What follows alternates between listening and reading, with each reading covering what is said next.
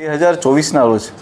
Dantiwada police વિસ્તારના વાઘરોલ ગામની સીમમાં એક મહિલા સાથે બે ઇસમોએ દુષ્કર્મ કર્યાની પોલીસને માહિતી મળતા પોલીસની તમામ ટીમો તાત્કાલિક ઘટનાસ્થળે પહોંચી જાય છે। આ વસ્તુની જાણ થતાં જ અમારી એલસીબી, એસઓજી અને સાયબરની ટીમ અને પેરોલ ફોર્સની ટીમને બી અમે ઘટનાસ્થળે મોકલી આપીએ છીએ।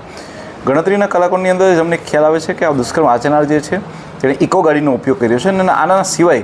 અમારી પાસે કોઈ માહિતી હતી નહીં, પરંતુ હું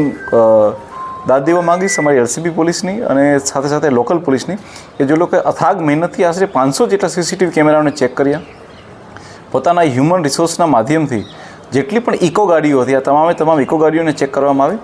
અને ગણતરીના કલાકોની અંદર જ આની અંદર જે બે આરોપીઓ હતા એ બંને આરોપીઓને પકડી પાડવામાં આવે છે। જે બંને આરોપીઓ છે તેનું નામ છે અનુક્રમે વિનસિંહ ઉર્ફે વિનુસિંહ કનુસિંહ સોલંકી, રહે સખરાણી, મોટાવાસ, પાલનપુર।